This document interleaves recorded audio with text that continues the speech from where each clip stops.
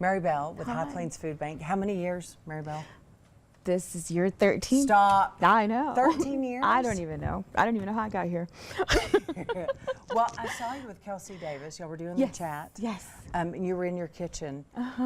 Tell me, I feel like as a parent, as a family person, listen, it's been a struggle buying groceries and feeding everybody. And Everybody. I mean, Across the board. have y'all felt it? Yes, we have.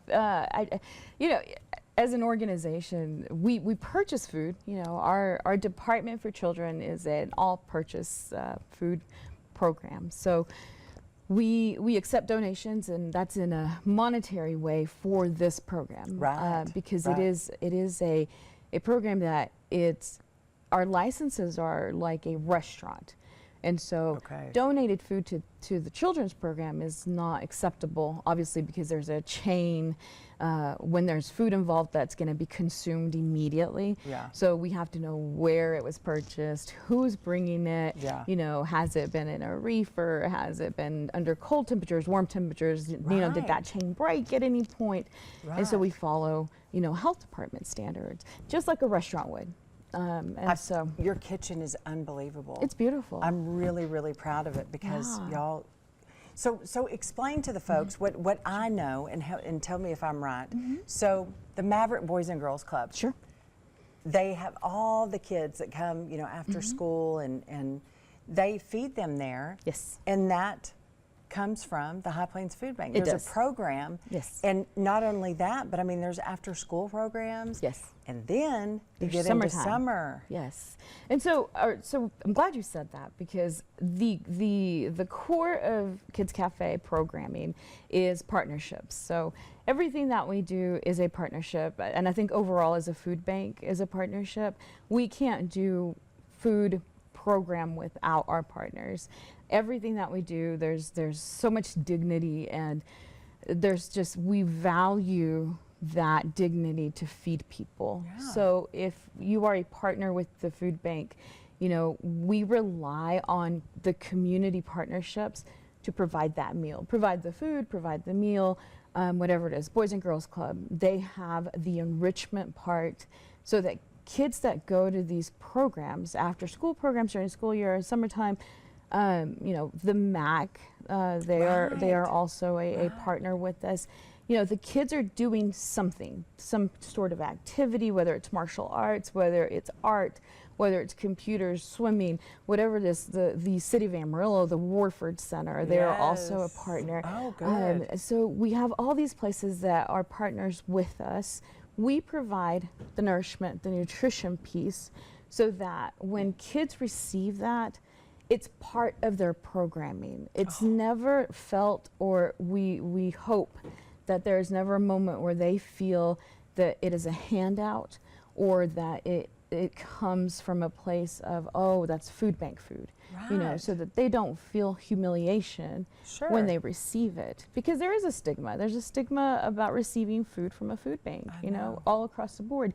And right now, in every home, you know, there's a little bit of a struggle, whether it's a large struggle or a small struggle, to purchase food. You know, are we cutting back? Are we not? You know, we're budgeting different. I think every household is budgeting differently because of the rise in food costs. You know, we're budgeting differently in our own facilities. It's so wild. I never dreamed that some of our food prices. I know. And my boys, they're eat like grown men. Right. I'm like, good grief, y'all. I mean, and I've had to really, you know, and I'm a leftover person. Right. You really got to be creative. Very much especially so. with the kids. You do. We you know, we do a lot of surveys with all the students that we work with and the organizations that we work with. We ask kids, what do you want to eat? What's your favorite things? And then we look at costs, and then, you know, we have procurement that happens, and all of these things happen early in the year. They happen in December, November, so that summer can happen. Pricing in November and December is a different pricing that is right now in June, in May. And so when we procured some of that food, thank goodness we have procurement processes in place to bid on foods. Some of those things were locked in at those prices, thank goodness. And that's how we take care of our donors. when our donors donate, you know, we are stewards of your money. Right. We try to do everything we can to make sure that your dollar, your donation you know, it's going to go as far as it can. So we're always working 2 or 3 months ahead of time. We're trying to, you know, make those purchases as early as possible. We're trying to get bids in, lock in certain amounts, you know, of dollars. I'm so glad you said that. So that we don't, you know, that we don't mishandle funds. You know, those are very, very important things to us, because as a community, when someone decides to donate, you know, they do look at your organization and say, hey, how have you handled funds in the past, you know? And we've been around for over 40 years. So that should say says it something. all. Oh yeah. my gosh, it does. It says it all. Yeah, Says it all. And we just had our golf tournament, and that's been around over 30 years. And so People you know, come out and play and They love do. to sign up for that one. they do. And I think it gets bigger and bigger every It does. every year. It does. It does. And it's long standing. It's been around forever, and it's the only fundraiser that our department has for kids. It's the one and only fundraiser we do. I didn't So realize it's that. very, very important. Yeah. Well, we want about how many kids are you feeding? this summer? Summertime, Monday we begin, so June 2nd through August 8th. It's only 8 weeks. Summertime is only 8 weeks for us. That's fast. They go right back to school August, some of them go back August 15th, I saw 17th. that. Yeah, I saw that. It's so it's quick. a break. It's just a little break. They get a Yeah. little summer break. So we are operating summer from June 2nd through the 8th. And it is an 8-week break. And literally we start Monday. Some sites are opening a little bit later in June. Okay. But starting on Monday, we begin with some sites operating, but our daily average is about 2,000 kids a day, Monday through Friday. Maribel. Whoa. Yeah, and we have 2 new partnerships with just touch on really just Sure. gently.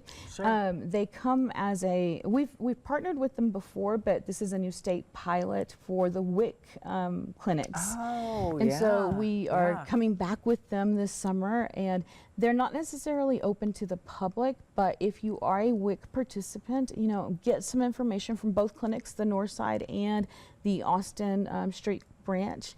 You know, talk to your, I guess it's your WIC representative there, and we will have meals available at those 2 sites and also on Saturdays. Yay! So it'll be, it's different. It's a different approach, But that's so good. it's access to food. It's Oh. access to food. That's so So, good. yeah. So more information, I want to get it right, hpfb.org. .org. Yes, That's a good place to go to. definitely. And we're going to be checking in with y'all. 8 weeks, that's a quick It's quick. time, but 2,000 kids a day, I can't even believe it. I don't believe it most of the time either. Oh my gosh, Maribel. It's fun. I'm so glad you came, and Me too. I don't get to see that much, but I'm I glad know. to see you and keep doing the good work. Swing by. Oh yeah, Swing by. yeah, Swing I by want to. sometime. I want Yeah. to.